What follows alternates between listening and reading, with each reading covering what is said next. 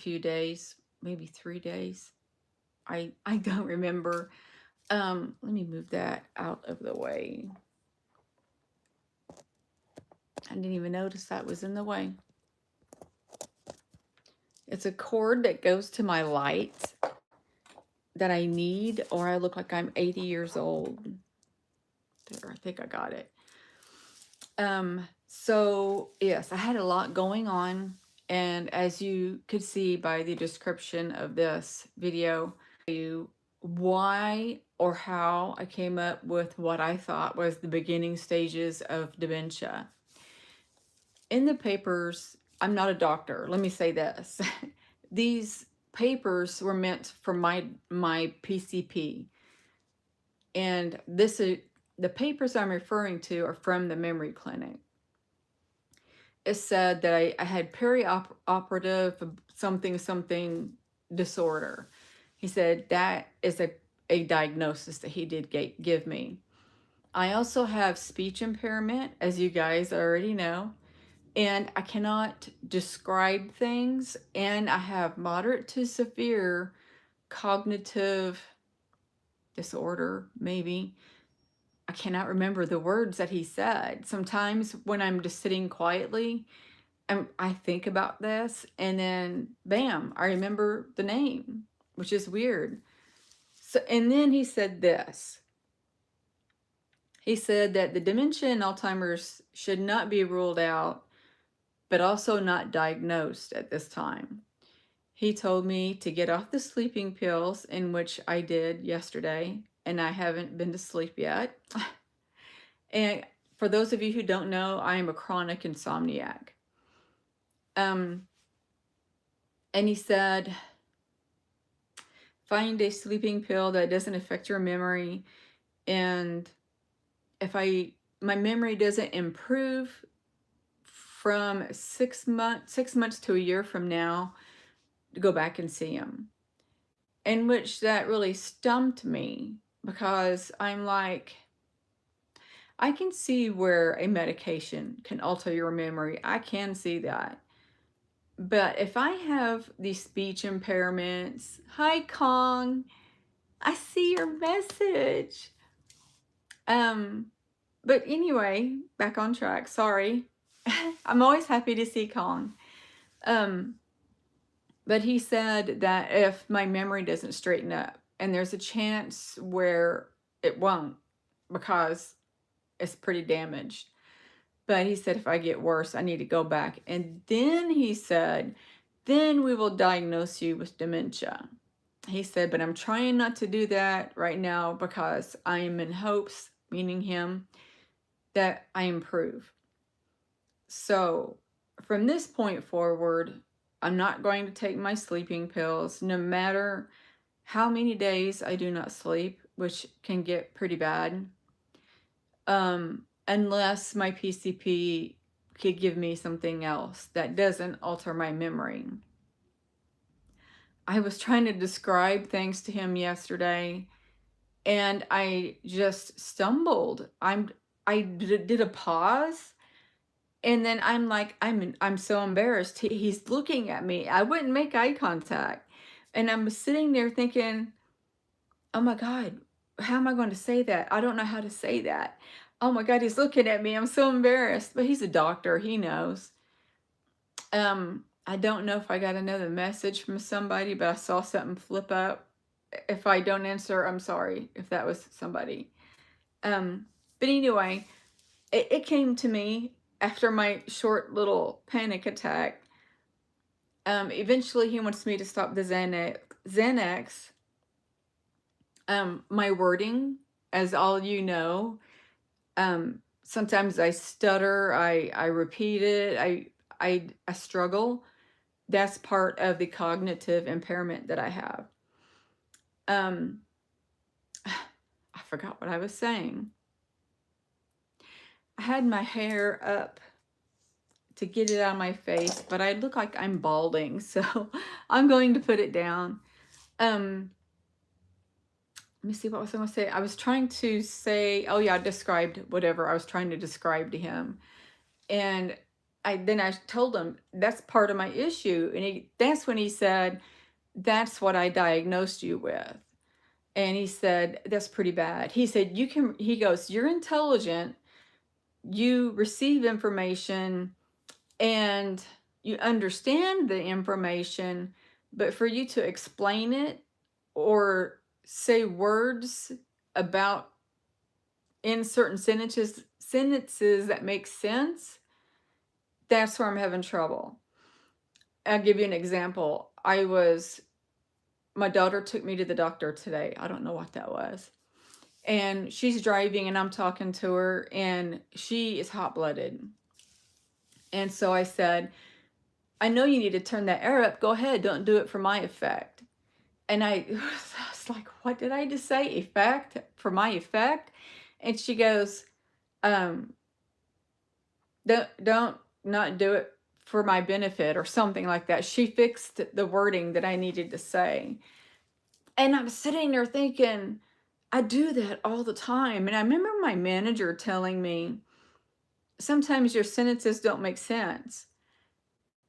I felt like him and his manager were being mean, but they were kind of letting me know, hey, you're not making sense. And you're also missing these steps and you're not performing right, and, et cetera, et cetera. And in the beginning, I thought, God, they're being mean. Why are they being so hateful and mean? But then as time went on, they kept saying the same things. And then my manager would be talking to me, and I would repeat back what he said. I would say, okay, for me to understand this, I'm going to run what you just said to me back to you, and that way I can show you that I understand or not. So I was repeating the sentence that he just told me, and he looked at me and goes, "I didn't say that." So I looked, what the hell did I just do? Because that's what I understood him as in doing. See, that sentence said didn't make sense in doing. I hope you understand me. I do, because this is a permanent problem. And I hope that my verbiage, if you want to call it that, doesn't get worse. I'm scared about it. I have nobody to help me, and it's really scary. My kid's dad had said that I could stay here until we could figure out if I get worse or better. But that's about it of the help I receive. That's it. Well, and then he feeds me. He'll be paying on my other car. I'll be losing the Durango the end of this month. And then I will have more panic attacks until I adjust from that also. My panic attacks have slowed down.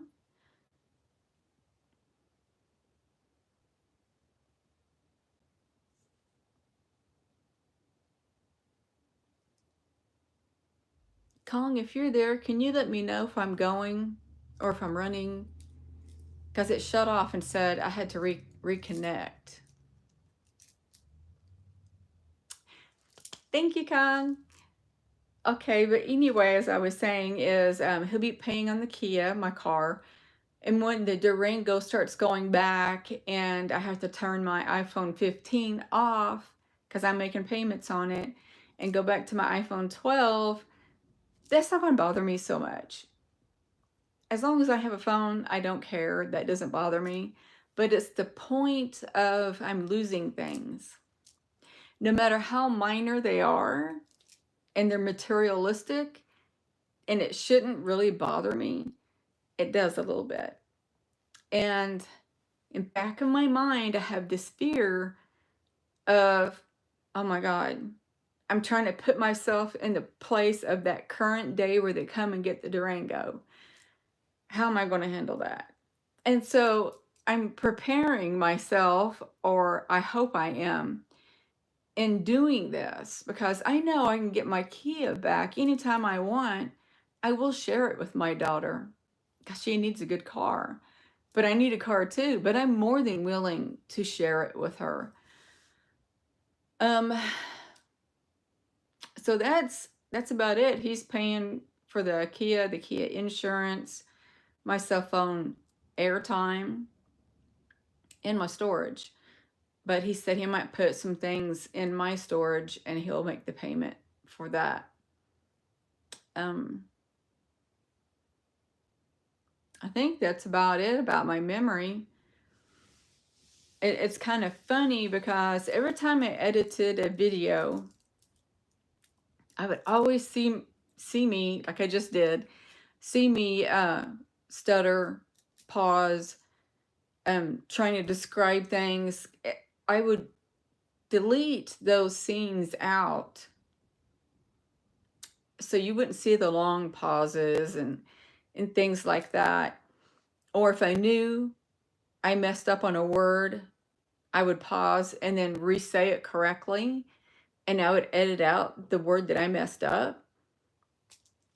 I did that a lot. I don't want to do that anymore because I feel like maybe I could help somebody that's watching my video, and maybe they're going through the same thing and they're going to say, I do that too. I need to go get a doctor visit started, because the perioperative, what it means is when the anesthesia, here we go, and the anesthesia goes into my body, it actually impairs my brain, the memory part of the brain. And with every surgery that I'm having, it gets worse and worse. It's so bad to the point where I don't want to have shoulder surgery. But sometimes it hurts really bad. And so I'm like, slight memory loss on top of what I already have. So it's added memory loss or pain, which to me is more pain, because my hips still hurt. On a good day, they don't hurt unless I walk too much. But when it rains, oh my gosh, I could barely move. This morning, I lost train of thought. I was going to get up and go in the kitchen, and both hips were killing me. And the way I was walking was kind of funny in a way, but I had this image in my head of an elderly woman with gray hair about my length, and it's all messy because she's in bed all day. And she's old, so she's taking little bitty baby steps and just walking and scooting. I had that image in my head of me, and I couldn't help but kind of giggle a little bit. But yeah, on the bad temperature days, I hurt pretty bad. And I think this winter is going to be really, really hard on me. I take meloxicam, which is a really good inflammatory, and it helps me 80% of the time. But I find that when I take it often, it doesn't help me all the time. It'll help me, like, if I take it for 7 days straight, 3 days will be good. That's how it works for me. And then when it stops working, I stop taking it and then restart again. It actually works so good. I will tell you, my last 2 days of work, I walk like a normal person. And I remember thinking, am I not going to have pain anymore?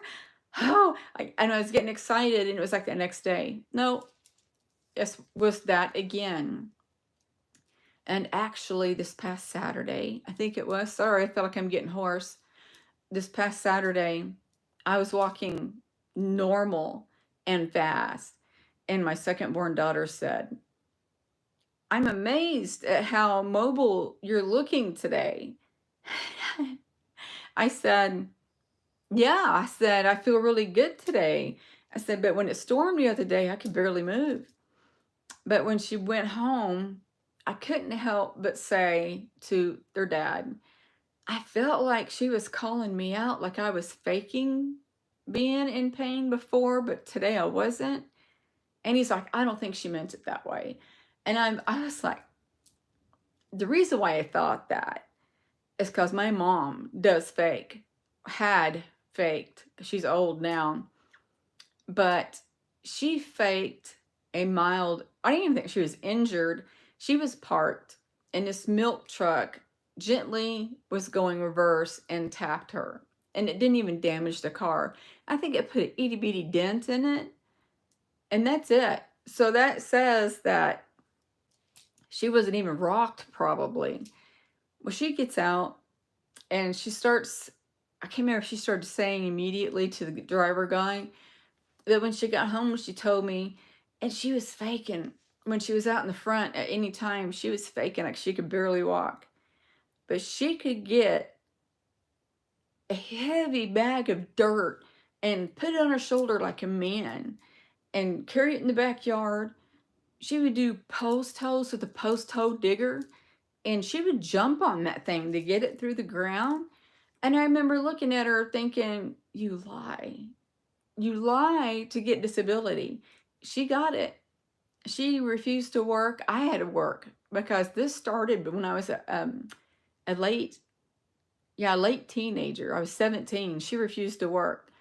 So I worked. I got us off of welfare and everything. But she would always say, carry this in for me until we get in the backyard. And then she said, I don't want somebody to film me.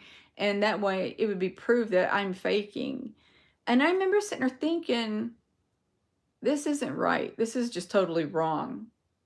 Why are you lying? But her last husband that she was married to, when he died, they were already separated and divorced, actually. Well, he died and she got his Social Security and then her disability. I might be wrong on how that worked, but she got his part. And I don't know why, because they were divorced. So that doesn't make sense, but I don't know how that works. But she got more money doing it that way than just saying, hey, I'm disabled. And it's also kind of funny that I seen her recently in a neighborhood market. We're in the same aisle. She's coming toward me. I'm going toward her, and I look and notice her. And I was like, oh my God. And she looks at me and kind of smiles like she didn't recognize me. And the minute she recognized me, boy, she looked at me like she was disgusted with me. She was walking fine. She was walking perfectly fine. And I didn't realize that until I got in the car. I'm like, are you serious? This woman, when me and her would go in Walmart together, we'd be walking side by side. She would stop and grab her leg and act like it was just killing her. And oh my God, she couldn't move.